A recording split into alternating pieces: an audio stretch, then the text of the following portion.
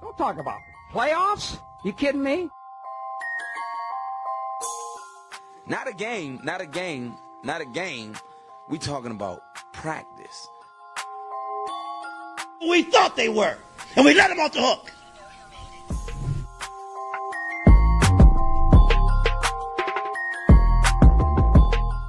Decide a different need.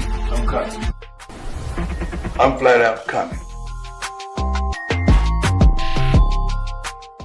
It's my quarterback.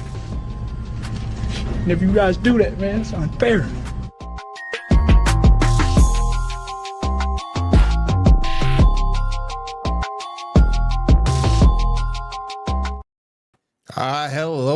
Hello, everyone, and welcome once again to another edition of the Sports Report Podcast. I'm your host, Mr. William E. Morgan. Got a lot to talk about tonight, but before we get into any of that, I just want to say very quickly, tonight's episode is brought to you by Mayano Microphones and the PD200 Wireless. This thing has not only wireless capability, but USB-C, XLR as well. Check them out, mayonomicrophones.com. And let me go ahead and bring everybody in. Look like he's just sitting down. Bring my man, Seven in. Seven, what's up? How you doing, bro?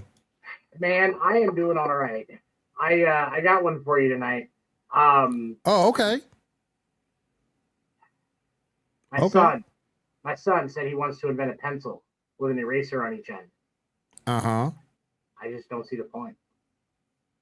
Damn. Damn,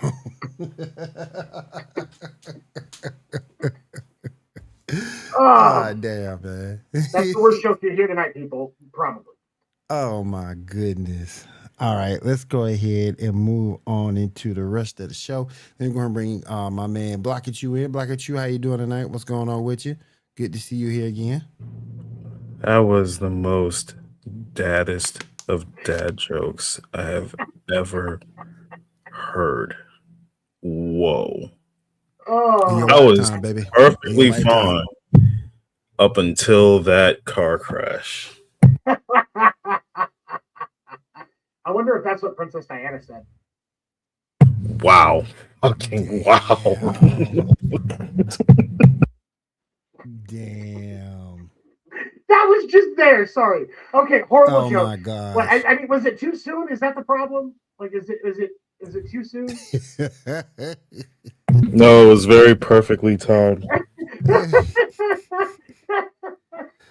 All right. Let me go ahead and bring in this next person. He is the LA Laker apologist and the one and only person that still will tell you the Lakers have a shot at winning the title. We all know they don't. They're gonna bring my man in, Dan the Dick. What's up, man? I've literally never said any of those things, for one. And also, I would make a Kobe joke right now, but it probably wouldn't fly. Oh God. Damn, man. Oh, y'all man, on it tonight, boy. Every single one of y'all are going straight to hell. Y'all on it tonight, boy. Y'all on it tonight. Oh my God. Oh God. Thank you. Just want to say thank you to Water having us here. We do appreciate it. Before we get started, because we got a lot of stuff that went down. Chris Paul retired today. We got a whole lot to get into. Tyreek Hill looked like he might be coming to another team. We shall see on that. We'll get into that. But first, I want to talk about the NBA All-Star Game. I'm going to go ahead and get the worst thing out first. That slam dunk competition was trash. Straight trash. It's because Mac McClung didn't compete this year. He didn't have enough competition to actually inspire him to go. That's what it was. Is that what it's coming to? We need the G League guy.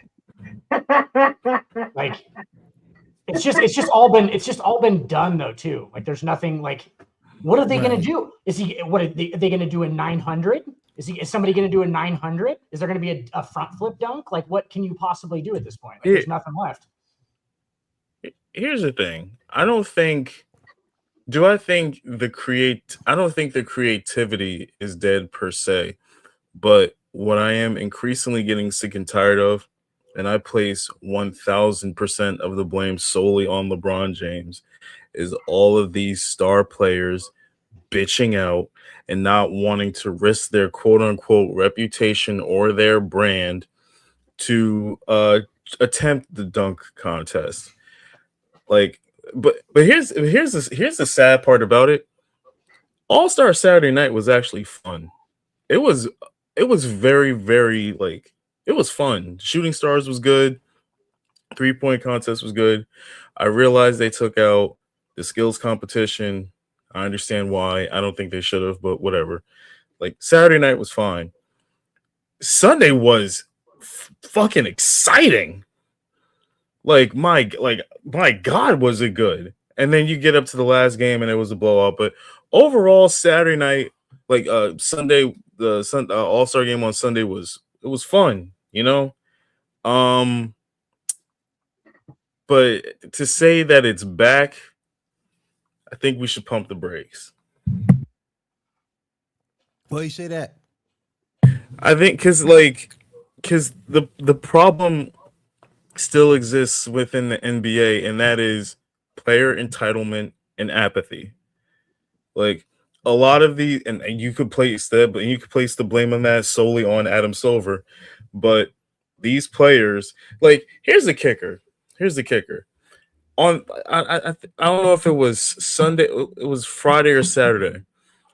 The Unrivaled League, right? They were playing 1-on-1, like Queen of the Hill style tournament basketball. Of course, I didn't watch it, but I thought, what a fucking phenomenal idea that is, right? What if we just get the best players in the league one night, 1-on-1 tournament? But no, everybody cares too much about their brand and their image and being clowned on social media, which, if you ask me, is a sissy ass fucking punk ass reason to not participate like that. So the issue still exists: player apathy and entitlement. And until that problem gets solved, then nothing will get done. But here's my thing, though, to kind of combat what you just described. This format is different. This is different than East versus West. It's a different format. Everyone loved the format. I love the format. I can't speak for anybody else, but I love this format. I love the way it went down. And the fact that these players were not competed within that new format, if you can keep,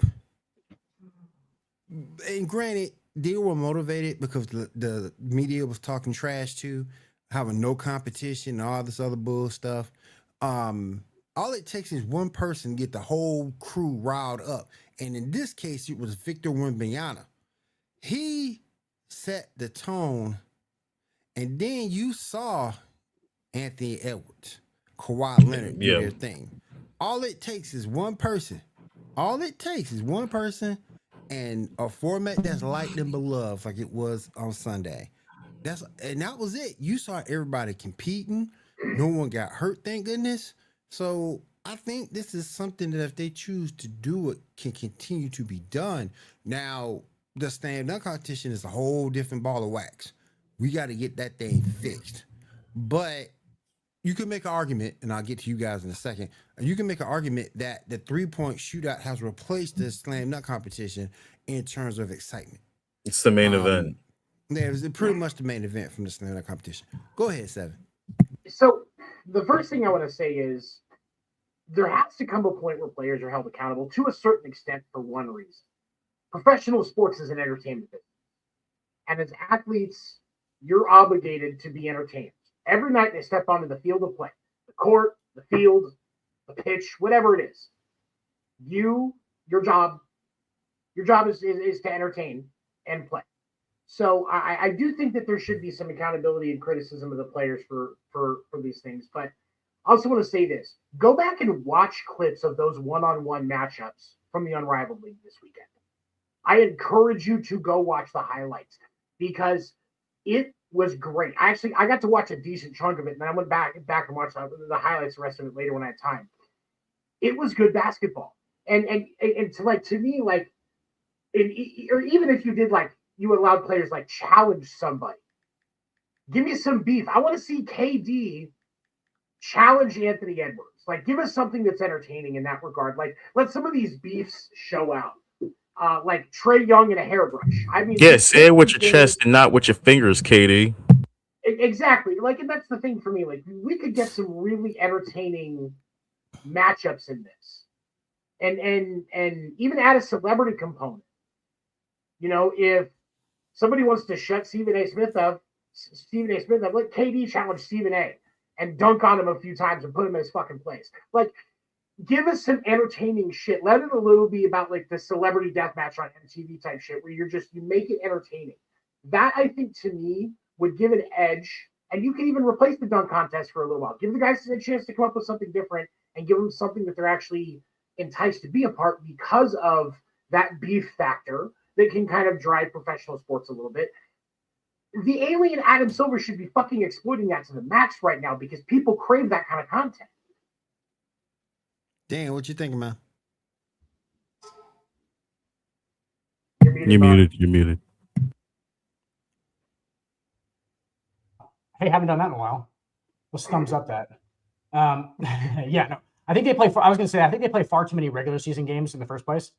I think 82 is like a lot. I know they played that in the 90s too and whatever, but like, I think that's too many games. That's half as many as Major League Baseball. I feel like a lot of the effort that you're getting on All-Star Weekend is attributed to that, quite frankly. I think that they feel like it's a break for them. You know what I'm saying? Like, I feel like they feel like it's a break for them. They're not wanting to play a whole game when they, it's, I don't know.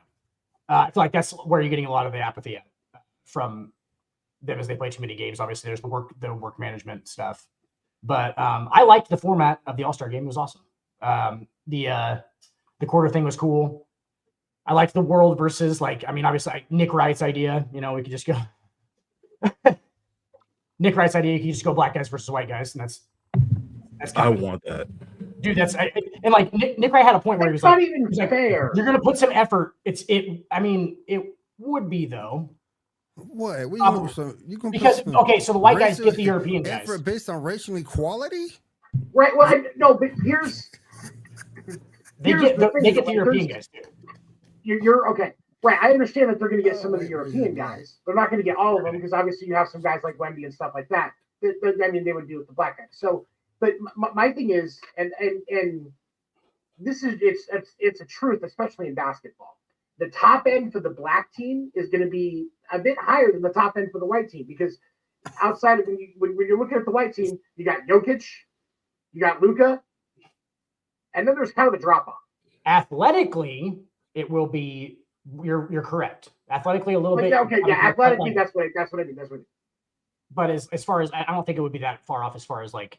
Because the white guys would get the European guys. Like, I'm not, you know what I'm saying? Like, because those guys are skilled. Like, obviously, all of them are skilled, obviously. But like, I just thought it was kind of a funny idea because he was like, you see some effort in that game. You see some effort. Yes, you would. Like, you would. Like, he's correct. Like, it's never gonna happen. But like, the black guys get Wemby 7. Yeah. Yeah, I thought you said no. I didn't mean like all the European guys. I mean the European white guys. Yeah. Yeah. I mean, but that's a given, Like so you'd have what? It'd be Luka, Jokic, Cooper Flag. Yeah. See, this is what I'm talking about, though. Listen, if Adam Silver gives a shit Austin about Reeves, ratings, the Great White Hope. I mean, that's what I'm saying. Like, and he does. Like, so, like, I don't think it'll happen though, just because people will be like, it would just be like these networks. These networks paid $76 billion for these broadcast rights. If Adam Silver gives 1 inch of a shit about these ratings, he'll do it. Dude, because it would get outrageous. It would be like, it would be a circus. Like, it would be obviously a marketing ploy. It would be a cultural then white guys versus black guys. The white team would be so top heavy, they ain't freaking funny. You know what kind of people you would draw in for a black versus white NBA All-Star game? The white team would be so freaking top heavy. You would draw in so many non-basketball fans. You would learn real quick that Kid Rock is a fan of basketball. That's all I'm gonna say. Like, you would just be jumping on that. We start getting a couple of yeehaws and we're shutting that thing down. It's like I'm trying to figure out a rotation for the white team. I think Austin Reeves has to be a starter on the white team right now. Austin Reeves. Yep. We got Knopel. You can start Austin Reeves at point. You start Knipple at shooting guard. Cooper Flag at the 3. Well, Cooper Flag. Luka at the 3. Cooper Flag and Jokic. And Jokic. Yep. Okay. That's your starting lineup right there. That's your starting 5. Okay. What's your bench? You go. They have to make the All-Star team. So like, think of from is there Portland? Yeah. It'd be Avdija. Denny Avdija. Okay, so that's 6. Hold on. I'm gonna see what Google says on the top 10 white guys in NBA. There's more. Oh my god! Are you Googling top? Oh my god! I think we just named them all. Probably just got some. Wait, I gotta clarify because this list of Larry Bird here. What you gonna get? Y'all don't count Chet Holmgren? Chet Holmgren. There's another one. Chet Holmgren starts. We got Chet. Chet. Okay, we'll count Chet. Okay, yeah, that's 7. Chet. Okay, so that's you got 7. Jokic, Luka. That's a team. They only played 7. They're only playing Tyler Kolek. Oh, what about Sabonis? Oh, I forgot about Sabonis. Okay, Roy Markkinen. Okay, this list is actually okay. So Tyler Kolek. You got 8 deep. 8 deep. Yeah, that's all you got to do. That's all you got to be in the All-Star game. That's all you really need is 8. Yeah, for sure. Everybody else trash. Listen to this list though. Here is how Google ranked the top 10 white players in the NBA. Number 10, we got Zubats. Austin Reeves at 9, Hero at 8, Franz Wagner at 7, Chet Holmgren at 6, Sengun at 5, Lauri Markkinen at 4, Sabonis at 3, Luka at 2, and Jokic at 1. Alfred Şengün. Oh my god! Marketing, yeah, and Sengun. And this isn't horrible, dude. Ratings, man. Ratings. The racial all-star games, what we're talking about here. Let's keep that in mind. Survivor, dude. I watched the show Survivor. They had a season of white and black people. Who? Come on, man. Dude, in basketball, it works. Adam Silver is literally sitting on a fucking cultural gold mine event. Do it. He ain't gonna do it. Oh, God. Who's going to complain? Larry Bird has to coach this team. Who's going to complain? Oh, my God. Go get J.C. Williams. Oh, my God. Wait, no, it has to be an active coach. Do you pick Jason Kidd? You have Steve Nash come up and try to actually coach again? Like, who do you have? And now you have coach the white guy team. And now for a sentence I never thought I'd say in my life. I 100% agree with Blackachu on this. Never thought I would say that sentence before. Right? Like, no, I'm saying like I would agree with him. Besides, you know how hard the white team would play because, of course, all of us are sitting here saying, "Oh, the white team will obviously lose." Dude, no, and all the analysts will say shit. All the commentators will say that. The white players will actually come out there and really play they will play playoff basketball to beat the black team. For sure, lose by 10. And still just play 10. They will not lose by 10. And still lose by 10. Honestly, for real, I think it would be, especially when I look at that list, it's a little closer.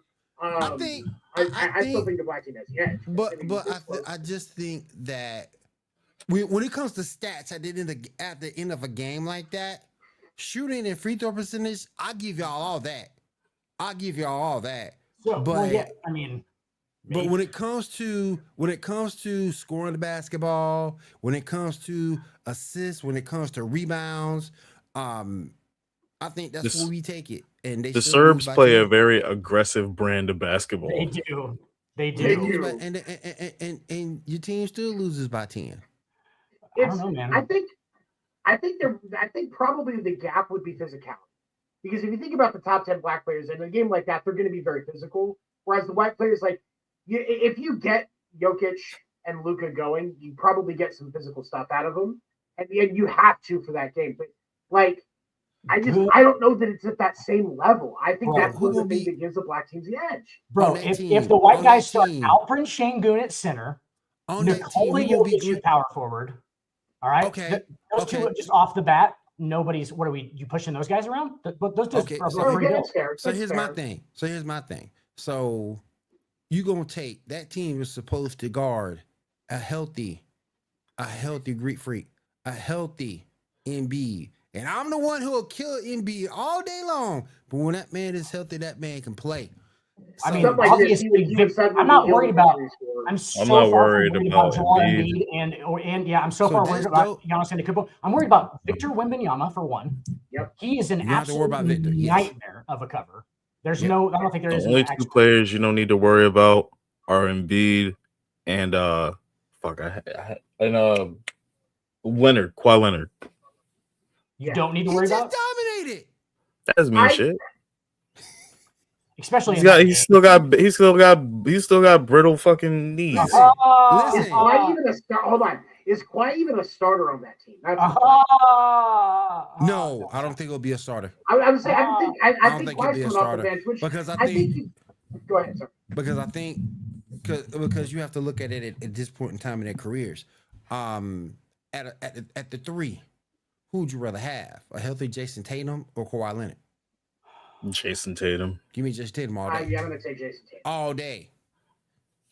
I mean, even off of an ACL. Yeah, for sure. Right now. But although I will argue with Kawhi, while he's not as much of a factor, having him come off the bench, he's going to have more rest. Oh, yeah. You say, if you say, I need you to give me 15 or 20 off the bench. For sure. That's all his ass does is rest. He isn't the defender that he used to be. Injuries have robbed him of that. But as you saw, when he's healthy, he can still put the ball in the basket. Yeah. Well, that's what you use him for. Injuries or laziness. Do you think Patrick Williams was like the umbilical cord? like that's the thing I can't go by. Injuries or laziness? I can't go with that tape. I'm just saying, man. Considering I've been following Kawhi's career for the long now. Especially coming off of this, we're still in the midst of this aspiration investigation. Mm-hmm. It's like Stephen A. Smith said, he is a Hall of Famer at doing nothing. Now, for sure, he's skating on the accomplishments of How you doing, man? Ever come out to the stream? You, Tony C. Appreciate you, brother. What's up, Tony C? Oh, appreciate you, man. I haven't heard that from that guy in forever. Right? But my thing is this. But my thing is this. That's not like I'm sorry. With injuries, I get where Rage is coming from because Kawhi has done nothing but be the face to the poster child of load management, and I get where you're coming from with that. Based on the injury list. But my thing is, there's some dudes who've had legitimate injuries and have to come back. Tyrese Halliburton, that's a legit injury. Jason Tatum, legit injury. So you got some dudes who get hurt legit and have to come back. But I get what you're saying with Kawhi Leonard and to a point Joel Embiid too, because Zion, Paul George. I get what you're saying with those guys because those guys are the quote unquote poster child of getting hurt. But all things considered, when those guys are healthy, they can still produce and win. The problem is them staying healthy. Not that often. Yeah, it's not that often for those Kawhi guys. is getting probably to the backside of that. KD is definitely on the backside of that. Yep. LeBron's obviously still in his prime. Obviously, still in his time. No, but like those guys are on the backside of that, obviously. But yeah, Kawhi can still dominate, obviously. I think Kawhi got $290 million and just went, yeah, I'm not gonna play that hard for the rest of this thing. He's like, duh. He's like, I mean, that's fully guaranteed, man. He's already, he made it. What's up, man? How you doing? That's why Kawhi doesn't play hard, I don't think. How you doing, Latuned? Latoned, I'm sorry. How you doing, Latoned? That's awesome. That's just awesome. Just getting that kind of generational money, and you do fuck all. You don't do shit. You don't and do then hey, man, I'm not gonna lie to you. You give me $290 million guaranteed, I'm probably not even gonna play another. Bad enough. The owner is trying his best to circumvent the salary cap and give his ass more money to do fucking nothing. But Dan, you've been saying that for the longest. But for sure, here's the thing. I'm done. Hold on. But find me in Maui. Danny be in Cancun. Think about this though. It could be worse. In Major League Baseball, Anthony Rendon got a 7-year, $245 million contract and played less than 50 games. Yeah, I was just saying. Dang. And one of them, he slapped a fan because they were running their mouth. Like that man is getting he gave zero fucks.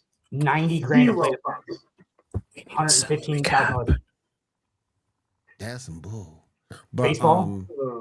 But I love, but I did love the 3-point shootout. Loved it. Looked like we're gonna get Damian. Was awesome, man. Yeah. Did you see the thing about Devin Booker? Apparently, was bet on himself to get second, so he biffed the last 3 shots. You hear about that? Oh my fucking god! In and out, man. There's a rumor.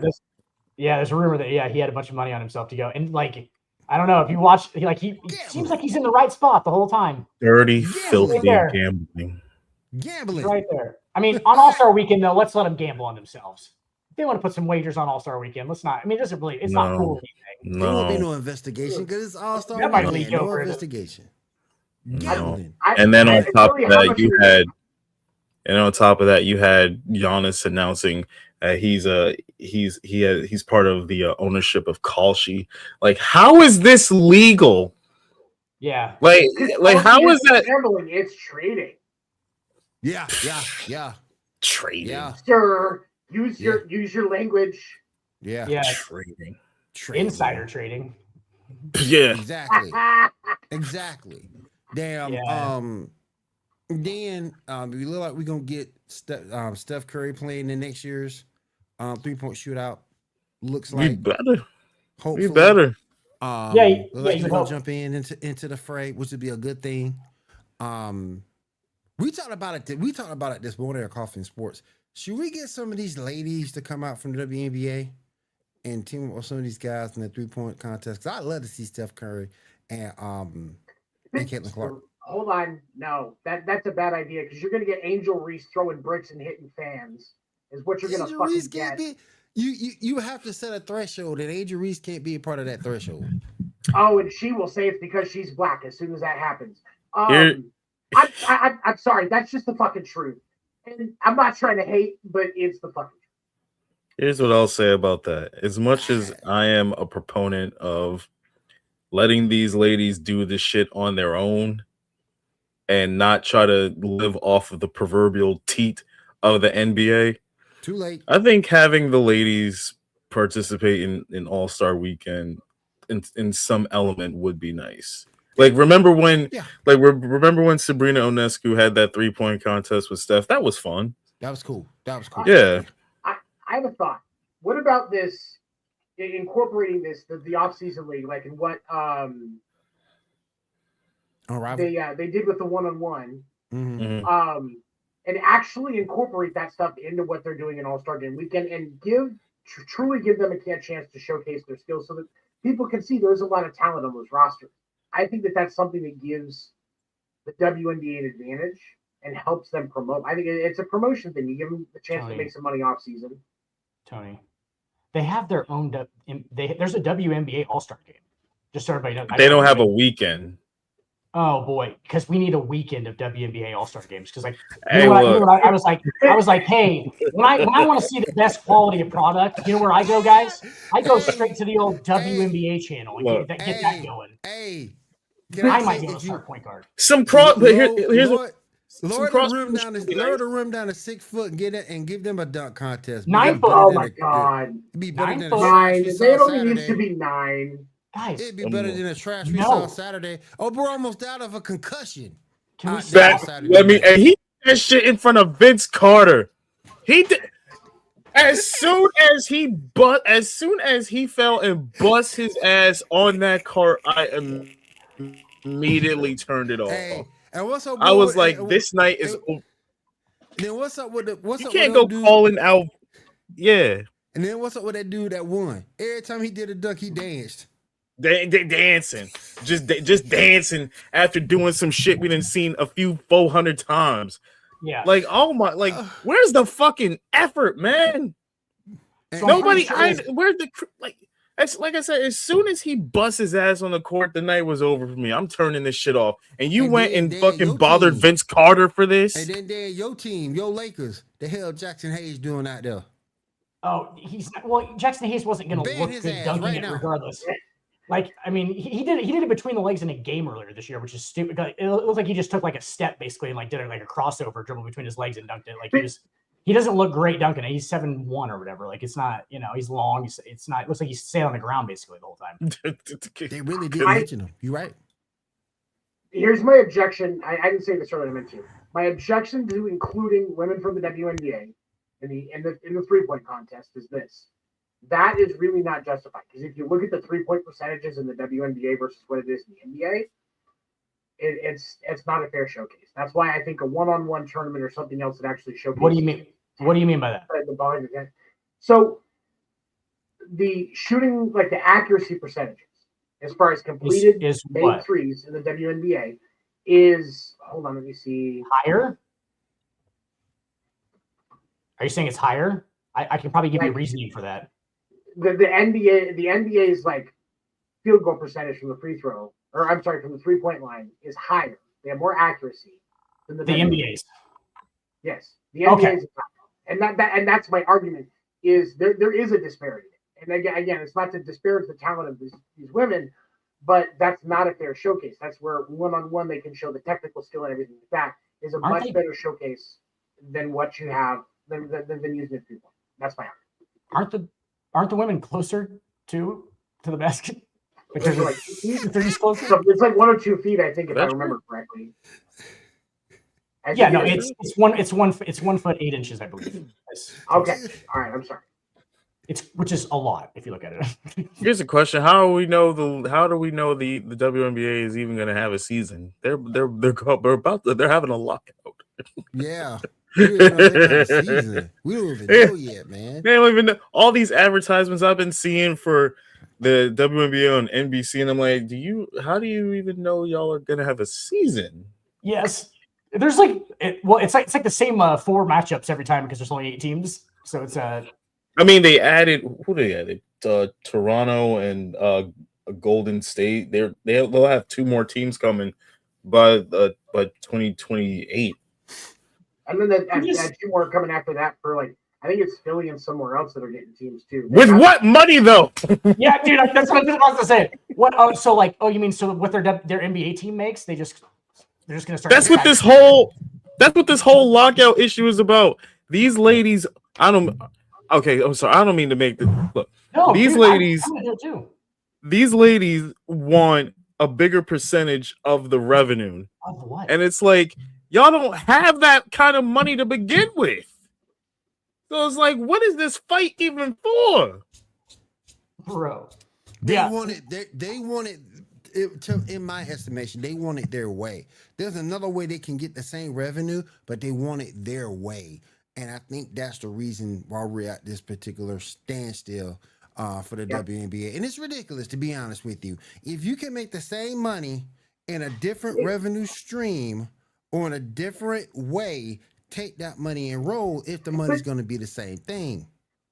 Well, I will say to the credit of the players, in this negotiation for the WNBA CBA, one of the things that they're doing that I like is they're actually working towards making sure that retired WNBA players get a little bit more, especially because of, they didn't really get a lot for retiring. There's not really Lisa Leslie, Diana Taurasi, they're not really getting a lot of retiring from the WNBA, which I get to a point, but the current ladies are still taking the time to make sure that those ones are, get a little bit of a boost as well. And I can respect Gotcha. But yeah, I thought the 3-point shootout was great. I thought the game was great. But that's not saying that. Nah, they don't get it. They don't do it for me. There's a sport. There's a sport on ESPN 8, the Ocho, called barn ball. I'm not joking. This is not a joke. I would rather watch barn ball than watch a WNBA game. The fuck is barn ball? I swear to God, they throw a football at the side of a shed. Doing some damn and they try and hit the smokestack on top of this shed. Oh my God! Is this the same as fucking roof football that I've been seeing? Yeah, roof ball. I'm sorry, not shed ball. It's roof ball. You know what I'm talking about. Is that bullshit? I Is would that bullshit where people literally just throw a football at the top of some rando's house and then the football rolls down and you catch it? Like how fucking bored are we as a society, man? To watch that. Look, here's the thing. I will not rest until ESPN 8, the Ocho, gets a basketball league going. Give me basketball for real. That shit is what I want to see. Is that barn is ball athleticism. Is barn ball like banana? Oh baseball? God, no! Oh God, no, T3. No, this is literally a bunch of rednecks who I'm pretty sure are drinking during while they're doing this. Are throwing a football in their weird "I was a high school hero" form at a smokestack on top of a shed. Is essentially what it is. And like, if you don't hit the smokestack, then that's like not a point, but you still have to catch it. And it like comes off the shed all weird. It's literally what you used to do in your backyard with like your other like 8-year-old friends. Like when you guys would just go catch, it's the most ridiculous thing ever. And like, I don't know, I was kind of enthralled by it. But no, I was really into it. It's not as stupid as what I've been watching the last couple of weeks since I've seen it. 2 gigantic Samoans with a rugby ball charging into each other. And they call it Run Nation. Yeah, I saw that. Yeah, it's like sumo wrestling and rugby mixed together. It's fantastic. That's awesome. It's like the Oklahoma drill. The Ocho has with skirts on. Underrated sports that they show. They have some good content over there. Yeah, we can move on. I mean, the competitive tag. You good? The competitive tag. Now, I wanted to go over real quick, and I think he kind of got disrespected a little bit. CB3, Chris Paul announced his retirement today. I thought he got done so dirty by the Clippers. Hell yeah. So dirty. What you fellas thinking about that? Hell yeah, he got did dirty by the Clippers. Like, he got done dirty by this entire league, honestly, during his retirement season. Like, he really did not deserve that. And all I keep hearing from these pundits is like, Chris Paul has to take responsibility. Responsibility for what? All he was trying to do was instill some sort of winning, like back when the Clippers were still struggling to win. He was trying to get them to fucking care. He was trying to put some accountability into that squad. And all of them had a problem with the way he went about it. Like, we all know Chris Paul was a bit of a what's the right word? Malcontent. Yeah, he was. Yeah, like, but he wasn't doing it just to be an ass. Like, I think that was more coming. Like, he had a little bit of Kobe in him. You know what I mean? Like, right. And just for everybody to dog him out like that, and then he just retires without a whimper. It's disrespectful, man. Go ahead, Seven. I will say this: people that believe that Chris Paul was just an ass and didn't care and just wanted things his way, those people forget that he's actually on the board for the NBA Players Association, Well, and has done nothing but fight for his peers since he got into that role. Well, and yeah. Seven. That was never the narrative, though. That was never the narrative with him, though. That he didn't care. The narrative is that he cared too much, and that he was barky, he was preachy at his teammates, and I don't think anybody on any team liked him because he was preachy. No. Have you guys seen Semi-Pro? Have you guys seen Semi-Pro with Will Ferrell? Yeah. So Woody Harrelson in that movie, where he's like, God, this guy's a buzzkill. When he comes in, he just kicks over the stereo. He's like, that's Chris Paul. He's like, God, this guy's a buzzkill. They're trying to have fun, and Woody Harrelson comes in talking all. He's like, anybody want to talk about the fucking game? And like, Will Ferrell's like, this guy's a buzzkill. That was Chris Paul's entire later in his career. Basically, he was just like naggy. He was just like, hey guys, why don't we take this serious? And like they were just like, shut the fuck up, Chris. I don't mean to circle back to this point, but isn't that more indicative on the current NBA player? Oh, dude, it's not Chris. Yeah, I'm not bagging on Chris Paul at all. Oh yeah, it is. Yeah, and I can tell you when Chris, and I can probably tell you when Chris Paul's attitude changed, and he got more aggressive about it because he realized he was going to have to try and get something to happen. When the trade with the Lakers got declined. When the trade with the Lakers got declined, Chris Paul changed. That's if you look back, that's probably about when it started to get real bad because he realized that he had just missed his shot, his biggest shot to get a title, and he wanted to ring before he retired. So he just kept pushing and almost becoming desperate because he's trying to get these guys lined so he has a shot to finally make it happen. So the closest he got was in Phoenix.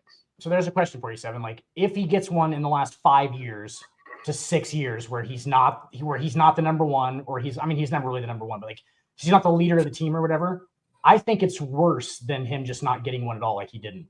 Because I think people would just go, oh, well, he's not.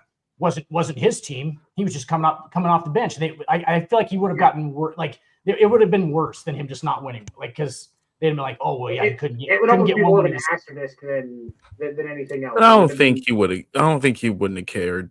Like no, I don't think. I think he would. He wouldn't have. He wouldn't have. It would have been. The sports world would look at it different.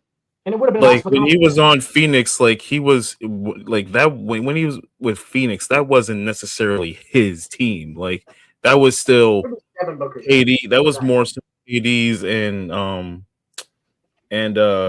Booker's Devin, team. Yeah, Devin Booker's team. So it would have been what it would have been the Clippers teams like what 2011, 10, 11 when they were playing the Lakers and stuff like that. Like that would have been like teams.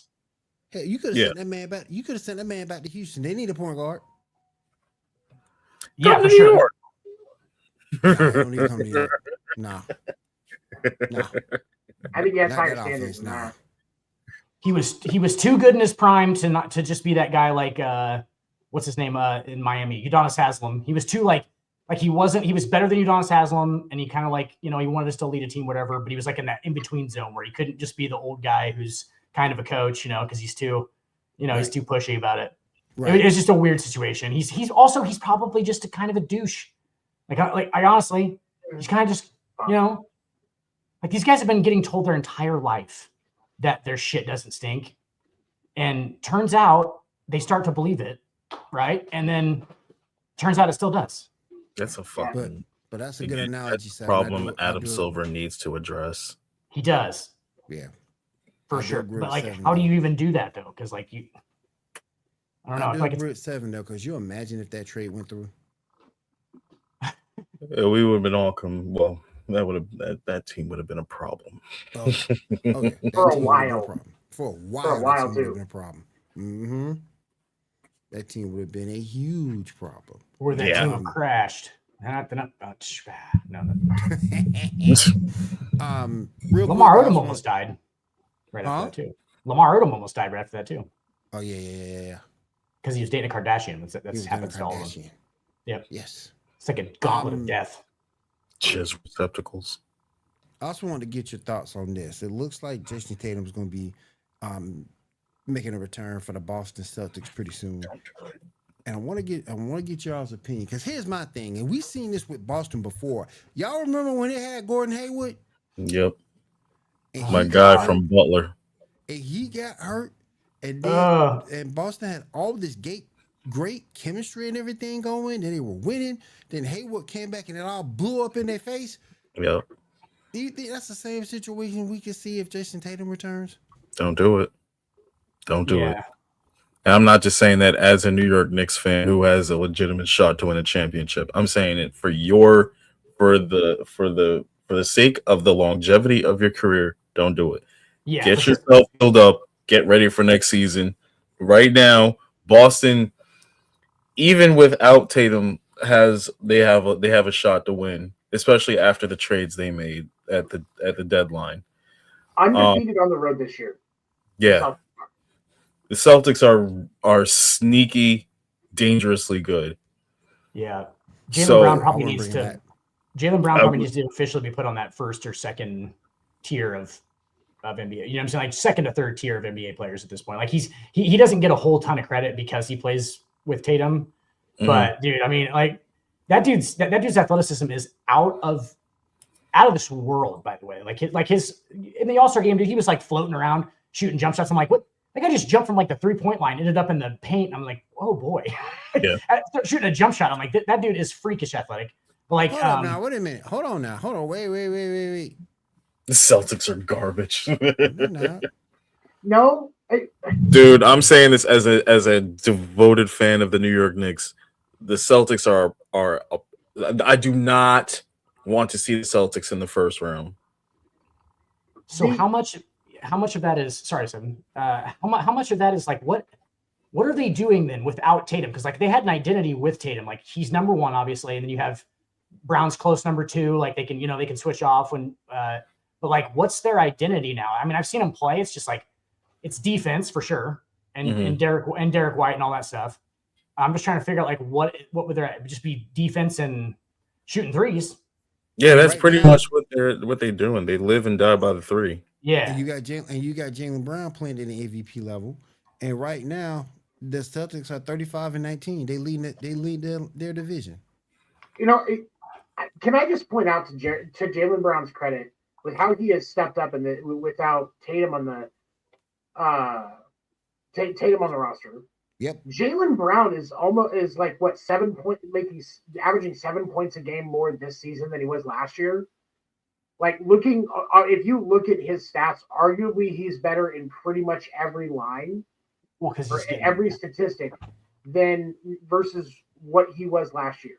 And so it's do you throw off the growth of Jaylen Brown by bringing Jason Tatum back, or does he shrink back into that secondary role, and you start to see it drop back to the 22 or 23 points a game? Tony, you're answering your own question because the only reason that Jaylen Brown is averaging 7 points more a game is because Jason Tatum's not there. So like that's why it'll just fall. Jaylen Brown is fully matured. Jaylen Brown is the player that Jaylen Brown is going to be for the rest of his NBA career, and it'll probably just go downhill from here. He's probably at the pinnacle, which is great. So he's obviously a perennial all-star. Like his ceiling is very high. But like that's why he's averaging 7 more points. He's just the number one now.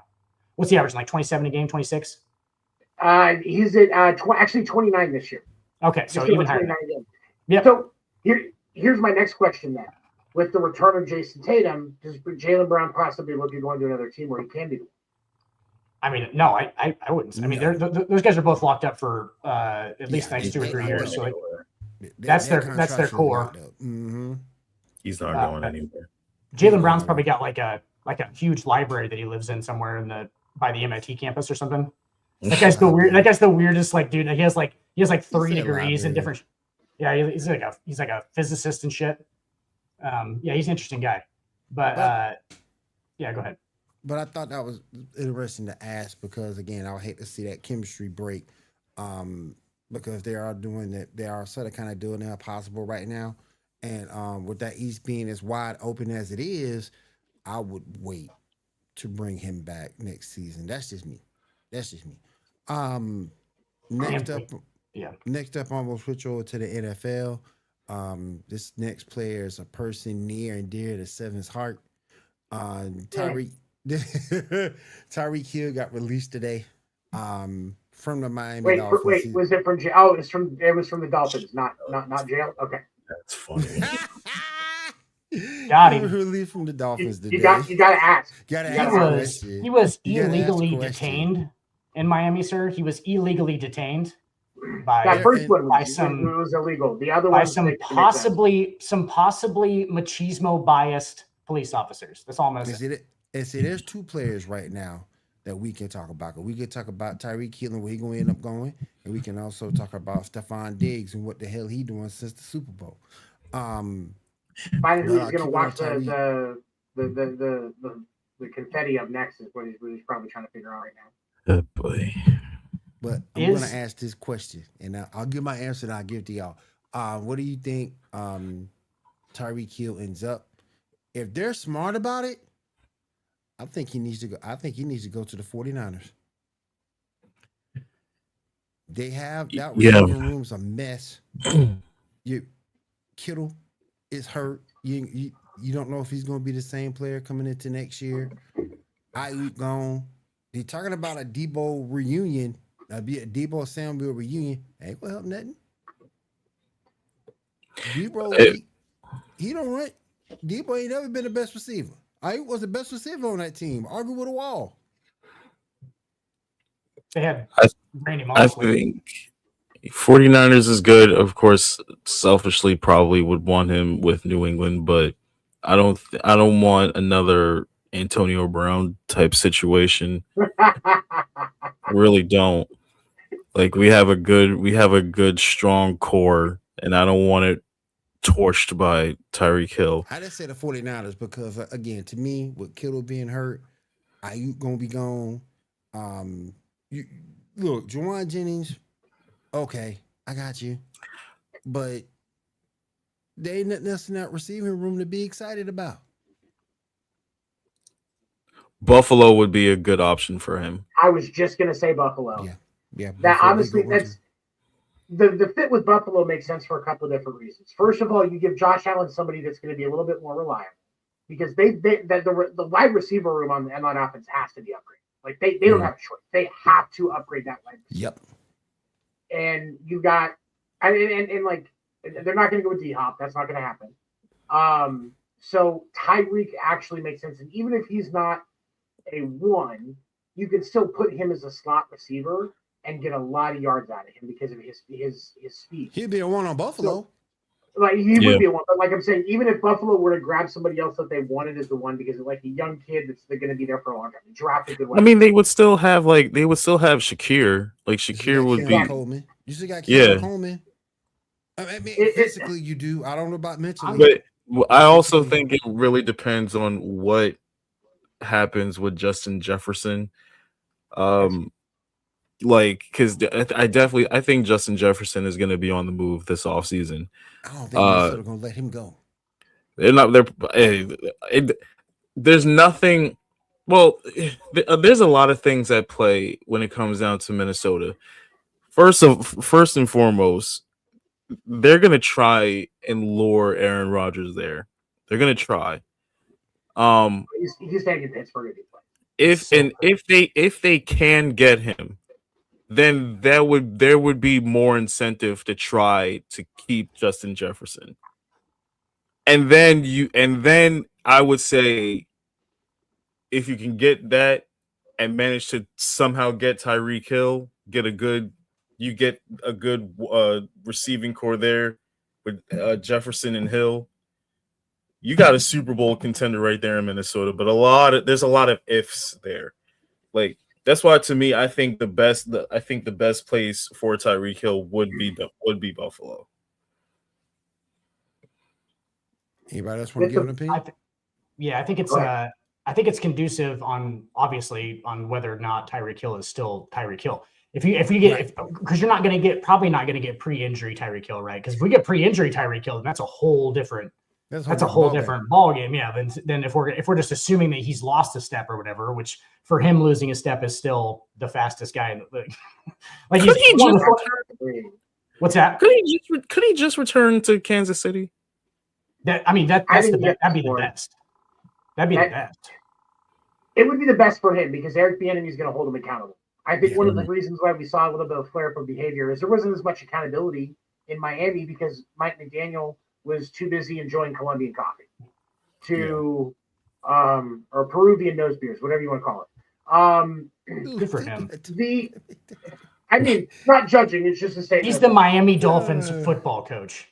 You do cocaine, okay? That's just what you do. But my thing is, you get him with the Eric Bieniemy, you're going to see a lot more accountability. I think you do see close to. Obviously, it's stupid to assume that Tyreek is going to be the exact same as he was before. He's not. It's crazy to think that, but I still think that if you put him in Kansas City, I think that you see a flash from Kansas City this next season that people don't expect. Mm-hmm. I'm not saying he solves a problem, but I think he makes a difference, and I think that the enemy back right there holding him accountable, because once the enemy took over, we saw a completely different Tyreek Hill in behavior and results. Like, there was a lot more consistency, and I think that connection could really, really help him get back on the straight and narrow before he gets out of football. I think you could see probably like the positive part of the Antonio Brown situation if Tyreek goes to Kansas City, because like, remember like when Antonio was with Ben Roethlisberger, he had like 110 plus catches, like 3 consecutive years, and like that was just him like within a 10-yard zone, like he was just quicker than everybody else. Like Tyreek can probably still be that, you know what I'm saying? Like, I don't know if he can be like the full.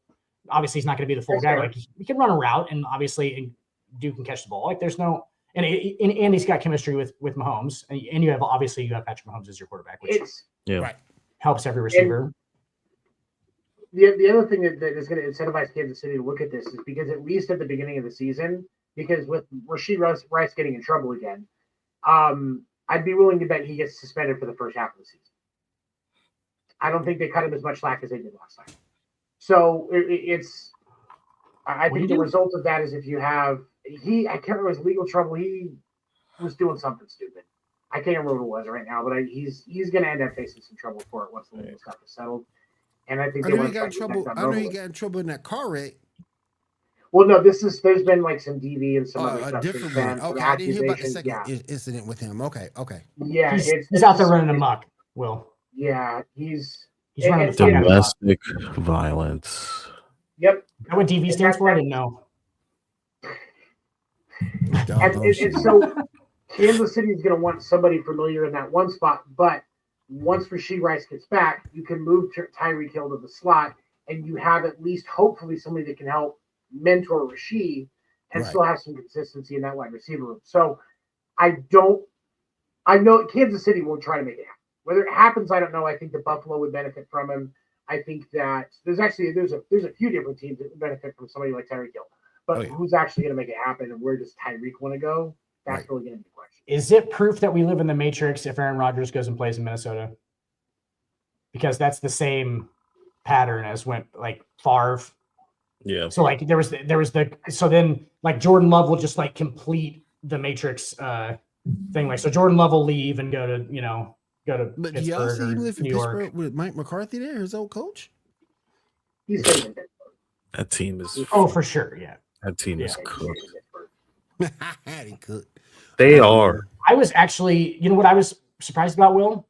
That Mike Tomlin did not go to he's using Mike McCarthy is a weak. I thought about you. I thought about you when he walked out. I thought about you. I think we're just I think it's a matter of time. Matt Rule doesn't have a good season. You never know. Rule is just warming that hot seat for old Mikey. They better win quick though. Tomlin's coming to Nebraska, baby. He better win quick though. Culture has changed here. We're a basketball school now. He better win quick though. You're a volleyball school. We've always been a volleyball school, bud. Don't you ever forget that. Don't you ever forget the libero. Because boy, if he come in there and lose it, boy. In Nebraska?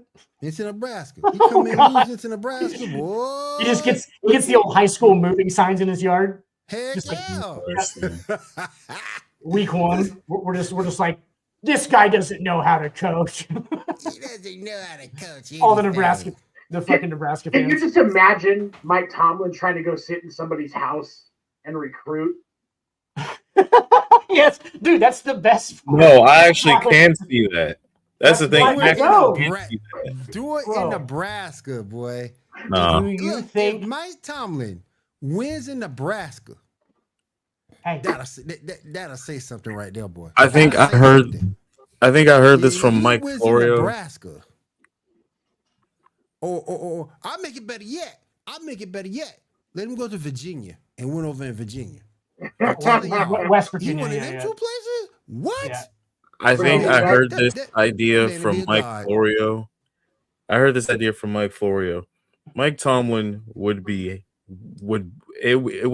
He would fit like a glove in Happy Valley. Go to Penn State. They just hired. Well, they just hired somebody. Yeah, They just they just hired somebody, and I'm pretty sure that I can't remember who it is, but the coach that they hired, I don't. Yeah, dude, it's It's the intern, Minnesota. right? It's Minnesota's. It was that dude from Minnesota, the younger dude. Okay. You know what I'm talking about. I forget his name. Yeah, he's obviously that good. Right. We all forgot his name. All right. Before we close out the show, Seven, do you have some stuff you want to talk about MLB wise? Go ahead, my friend. Yes. Okay, so we do have a couple of things. World Baseball Classic is coming up. One of the hot topics right now is we have some players that are not going to be able to play that wanted to. Puerto Rico is going to be out without Francisco Lindor, Carlos Correa, Javi Baez, Jose Barrios, Victor Carini, and Luis Don. Venezuela's without Altuve and Miguel Rojas.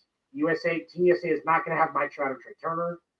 Ellie De La Cruz is not going to be playing on the DR team, and Marcelo Mayer is not going to be for Mexico. Javi Baez is a suspension because he tested positive for cannabis in the 2023 tournament. Yeah, Javi. But he knew the rules and he still did it, so it's still his own dumbass fault. Did you just call it cannabis? Cannabis, yeah. What's cannabis? The devil's lettuce. Anyway, the devil's lettuce. But a lot of these other dirty guys, sinners. And Corbin Carroll is not going to be playing as well because some of these guys, it's injury. And Shohei, he can only DH, he cannot pitch. Some of these guys, it's injury, especially like Shohei and stuff, they won't protect him. But a lot of these guys, the insurance that the World Baseball Classic purchases to fund these guys' contracts, if they get injured during the Classic, will not take anybody with a much higher injury risk or is at least 37 years of age or older. Wow. And so because of that, that's why, especially Mike Trout, because of age and because of injury history, that's why he can't play. Carlos Correa, injury history. He's not 37 yet, but a lot of these guys, it's injury. Yeah. And so that's gonna make things a little more interesting this year. Obviously, Team Japan still isn't affected because most of their players just stay there. Javi Baez was the Dominican Republic. Which one was the Dominican Republic guy? That was Ellie De La Cruz. Oh, they don't need him. No, they don't. They don't need him. That is the most stacked, ridiculous roster for a country I've ever seen. They go up and down. Do you have to play stickball if you play Dominican Republic? I think that's where they all start. And Ellie's is I think he's recovering from the injury. That's how it starts. But that team is also good. I predict, honestly, I feel like the finals, if it was a perfect matchup, we're going to see Dominican Republic. Will, have you ever seen the interview with Mariano Rivera? You know who Mariano Rivera is. Yep.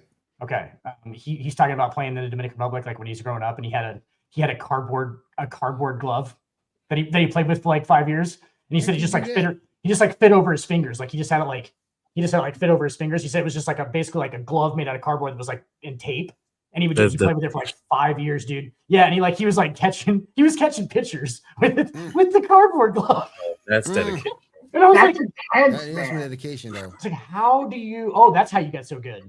It's because they're hitting me with bats that just in a ball that's probably halfway eaten by a cat or something. Who knows? What's going on? You know what I'm saying? They hit that thing into the garbage cans and they can't find it. Losing baseballs all the time. That's like me. When I was younger, I wanted to be a wrestler so bad. I made my first championship bet out of cardboard. Hell yeah. We all did. We all did that. Yeah, we all did. Well, your belt wasn't functional though. You know what I'm saying? Mariano was using a functional, he was equipment glove made out of cardboard. Yeah. Is just ridiculous. Cat Town should pitch for the DR. There is Cat Towns is a catcher. Trust me. There is nothing. There is no question. He's a catcher. Hey, girl. And Yeah. They should he pitch. also- I just got that. and probably in baseball too. But he's a catcher. Hey, Anyway, girl. also, Him and Dwight last Howard. week, media day for Cactus League, for the Cactus League, the league talked about the implementation of the ABS challenge system that will be coming to the Major League Baseball this season.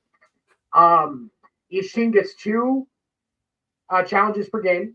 You lose the challenge, your team loses their challenge, but if you win, you keep it, obviously. The pitcher, the catcher, and the batter are the only ones that can challenge. They cannot look to the dugout for support. They have to do it in the moment.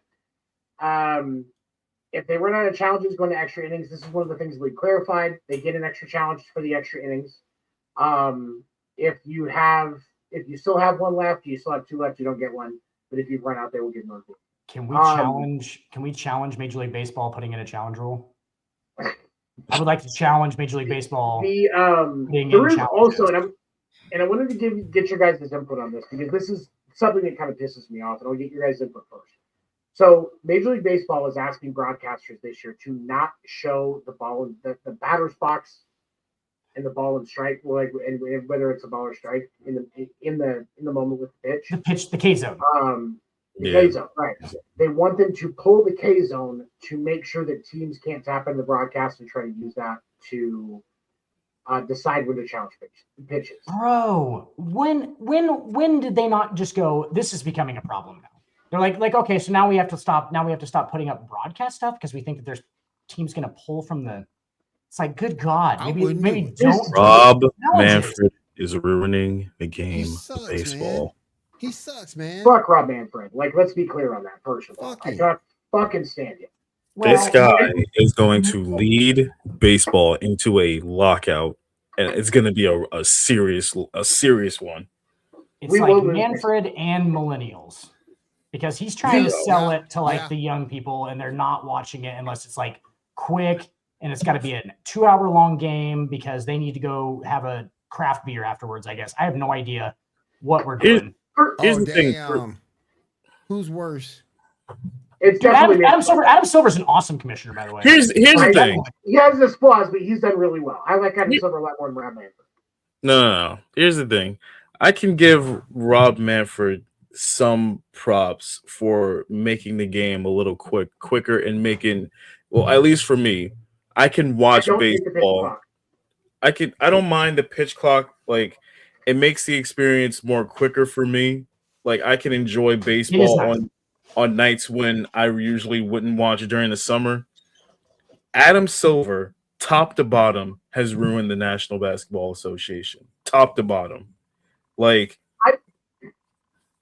I'm sorry. I agree and I disagree. And I think where I disagree is I feel like because as much as David Stern had to work with in the NBA, Adam Silver made it far more marketable than David Stern.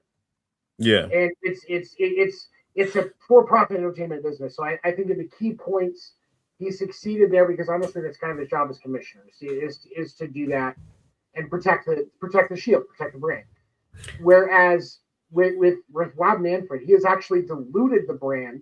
Like there are certain things there are certain things that I agree with, especially when you look at like the pitch clock, and there's a couple other small things that I do, like fixing pace of play to an extent because we didn't have issues before, but then in the 80s and 90s they started fucking around at the plate and on the mound a lot more, and this is almost a requirement to counteract it. But there are so many different things in the way that Rob Manfred has handled it that instead of being a mediator between the players and the owners, he has furthered the already problematic gap between players and owners. And that's what's leading us into this lockout. That's going to be worse than what happened in 1995. Yeah. Well, okay, here's the question that I have, right? How do I word this? What is more tolerable? How Rob Manfred is furthering the divide between owners and players, or how Adam Silver has given too much power to the players? The players are the product, though, and I can't disagree with the players having because because not to cut you off, you don't want a situation like what the NFL is. Now we all know the NFL is king, but I think we all can agree that the way NFL players are being treated still isn't great. They don't have a whole lot of leverage, but you see what happens when you give them too much power. The NFL players don't have a whole lot of leverage, though. Sorry, Tony. The NFL players don't have a whole lot of leverage, I don't feel like, because of the longevity of their careers, though, often. Because it's such a violent sport, and because their future is never really guaranteed. As far as like, basketball players, I mean, these guys are like, we know that Jason Tatum's going to play for 15, 16 years, right? Like LeBron James, year 23. Like, these guys are playing because it's not there's not as much harm being done to their bodies. You can keep up with the sport more, I think. And I think that they know that those players are there in the NBA for like more longevity. So they're allowing them to have a lot of sway and stuff, obviously, because they've been around forever. And so I feel like the NFL kind of filters through their players quicker. And it's like, you know what I'm saying? Like, because it is a more volatile sport to play, I guess. Yeah. That makes any sense. This is the last thing I'll say. I can appreciate Rob Manfred's approach to growing the game and making it more accessible.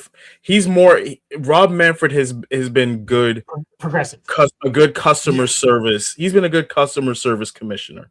Yeah. Adam Silver's problem is exactly that. He has a problem with customer service, and it's been shown in the ticket prices, the games being less accessible. Hold on. No. I can't blame ticket prices on Adam Silver, and here's why. Matt Ishbia went into Phoenix, and in the last couple of years since he took over, he has bottomed out concession prices in that arena.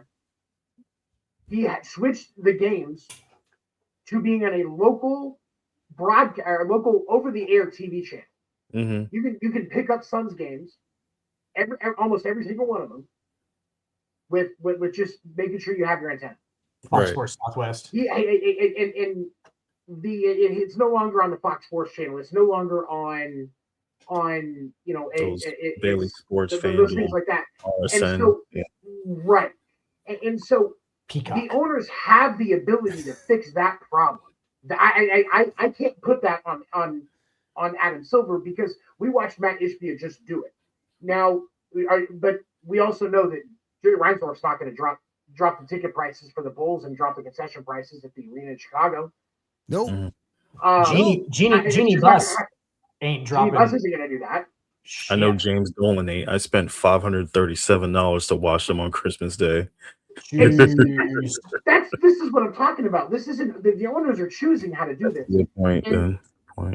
Adam Silver can only do so much. He can advocate and say he likes what Matt Ishbia is doing, or these other a couple of these other owners have kind of done that. Like we look at what they did with the Mercedes-Benz Dome for the NFL for where the Falcons play, and what Arthur Smith. Arthur Blank. Arthur Blank. Okay, sorry. What Arthur Blank did with that, like the owners have the choice. Shut up. You didn't notice. Will didn't notice what he just did right there. I did. Okay. Both white guys. I know. God damn it. Yeah. You ain't know it did though. Listen. But anyway, like the owners have the ability to choose to do this. Look at Arthur the Ant was black. God damn it! That's why I associate with it. Okay. So it is. That's where black ant. He's an ant. He's black. Yeah, because ants are black. Anyway, not all of them. Usually, red ones. Oh my god! But, red ones. The owners have the ability to do that, but they're not doing it because they don't see it as profitable. Whereas Matt Ishbia is trying to reestablish that brand, bring Phoenix back to the Suns. But you have to understand, though, there's a difference. And also incentivize Mercury games because with that concession stand price, when you go to a Mercury game in Phoenix, you're spending a lot less, and that gives you more incentive because the tickets are cheaper, the concessions are cheaper. You can go see a basketball game live, and it's good basketball because Matt Ishbia's not making any money. But then here's also, he breaking even. But then this is the absolute last thing I will say.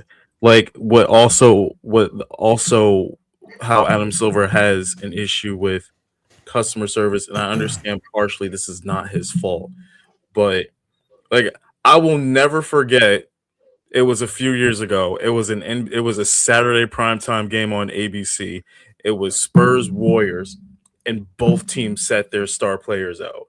Now that has become a reoccurring issue in the league for years now. They do have to fix that. Like and it's like taking a load management, they gotta fix it. If I got a ticket to a Knicks game and they tell me right as I'm sitting in the seat that Brunson Cat aren't playing, I would feel ripped off. He'd be mad as hell if Cat ain't playing. I don't care if it's against the fucking I don't know. I don't care if it's against the Nets. I would feel ripped off if my star players were just sitting. He'd be mad as hell if Cat ain't playing. On that random day that you just went to, like, you had enough money to go to the game and shit, and it was like, and they just ruined it basically from the very beginning. Yes. But, because what they wouldn't do is if we're going to do load management, we need to do it more planned. So you're going to announce at least 2 weeks before, all right, this guy's going to be sitting in this game for a load management. They won't do it, though, because ticket prices, when those things happen, would fucking bottom out that quick. Right. I'm gonna have to be this guy. What's the solution? Just real quick, I'm gonna have to be this guy. So a lot of people gave LeBron James shit for the whole load management thing, and guess who doesn't load manage at all? Plays on back-to-backs and everything. He's like he hasn't been load managing at all for like the last couple of years. He's 41 years old. We would expect him to be load managing at this point, and he doesn't do it. And I think he got a lot of shit for that. Just throwing it out there. He did get a lot of shit for that because I don't think he was ever the one doing it. Kawhi was the poster boy. He still misses games though. He missed the first like 12 games of the year. Yeah. But he rarely, he's missed a couple since he's missed 18 this year. He ain't played 82 in a minute. For sure. Like that's fine. It ain't load management, but hey. Hold on. Goat's got them hoods, man. So yeah. But let's. I mean, but what about that though? With when we look at LeBron, there was only. I'm looking at his stats right now. 1, 2. I wasn't trying to start this an hour and 16 minutes in. 3, 4, 6. In the last, out of his entire career. Yeah. There was only 6 years where LeBron James played less than 70 games. Yeah. Pretty good. And those seasons, like it's seasons where there was either injury or like in 2020 where the season got shortened because of COVID. Because the bubble. Right. Yeah. So like so if we take that, that's 5 seasons. And LeBron was one of the ones that was advocating for the bubble so that they could continue. So 5 seasons where he was playing less. Are there players that load manage? Absolutely. It does need to be solved. But I do agree with what Dan's saying about the fact that I don't think LeBron is the culprit that people pretend he is. Yeah, on the whole load management. And I haven't heard people like directly call him out and be like, oh, he's like the face of load management. But we just talked it a few minutes ago. Yeah, but yeah, I feel like he gets shit about it. It's like he's never really done it. And that's, I mean, there's things with LeBron. The problem anybody can agree on that. If you're being Luke is doing it. Luke is doing it right now. If you watch Lakers regularly, he sits on the second end of back and backs like every time. He just he kind of just hangs out. He's probably drunk half the time. I don't really know. He looks like he's drunk half the time. He definitely hitting that Benjamin Franklin, if you know what I mean. Yeah. All right. Luka loves that Benjamin Franklin. All right, you guys, we are way over our time tonight here on Wide Right Network with the Sports Report Podcast. I want to say thank you to everybody being here in the chat. I want to thank everybody here on the panel. Seven, go ahead and start taking us out, my friend. We want to thank you tonight for watching a Sports Report on Wire Sports Network. Wire Sports has a lot of great shows that air morning and evening, hosted by individuals that love to share their knowledge and insights with you. We appreciate you liking, comment, subscribe. We appreciate the support. We're going to be closing out with a great video that showcases some of the different shows that Wire Network has. I will also say every morning, check out the MLB Morning Minute. I have been bringing that back as we get into baseball season, so check that out. Have a good night, everybody.